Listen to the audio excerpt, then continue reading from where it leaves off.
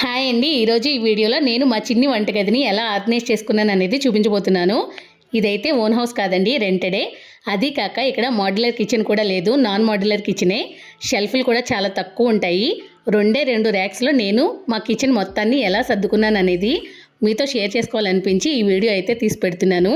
Video కోసం మాత్రమే kitchen ఇలా సర్దుకుని చూపిస్తున్నానని ఎవరు అనుకోకండి, ఎందుకంటే నా కిచెన్ ఎప్పుడు ఇలానే ఉంటుంది. నాకు కిచెన్ అనేది కొంచెం నీట్గా లేకపోయినా సరే వంట కూడా చేయబుద్ధి కాదు. అందుకే నేను కిచెన్ ఎప్పుడు నీట్గానే పెట్టుకుంటాను. ఏదో హైఫైగా పెట్టేసుకుంటానని కాదు, కానీ ఉన్నంతలో నీట్గా ఎలా సర్దుకోవాలని మాత్రమే చూసుకుంటాను. అది కాక నేను చాలా రోజుల నుంచి కిచెన్ మొత్తం ప్లాస్టిక్ ఫ్రీ జోన్ అయితే చేసేద్దాం అనుకున్నా. చాలా వరకు తీసేసాను, కానీ అక్కడక్కడ కొన్ని మాత్రం తప్పట్లేదు. మోస్ట్లీ నేను స్టీల్ డబ్బాలు, గాజు సీసాలు మాత్రమే యూజ్ చేస్తున్నాను.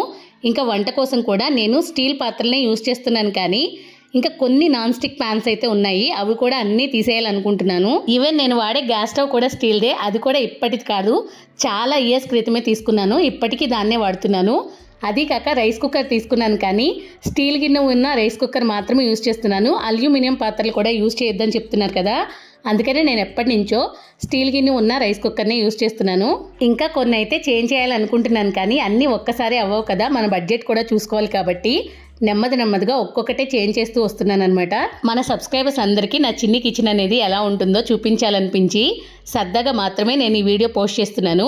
ఇలాంటి వీడియో కూడా తీసి పెట్టాలా అని ఎవరు అనుకోవద్దు, ఎందుకంటే చిన్న కిచెన్లు ఉండే వాళ్ళకి ఎంతో కొంత ఇలా సర్దుకున్నది చూస్తే కొద్దిగా అయినా యూజ్ అవుతుందనే ఉద్దేశంతో షేర్ చేస్తున్నాను.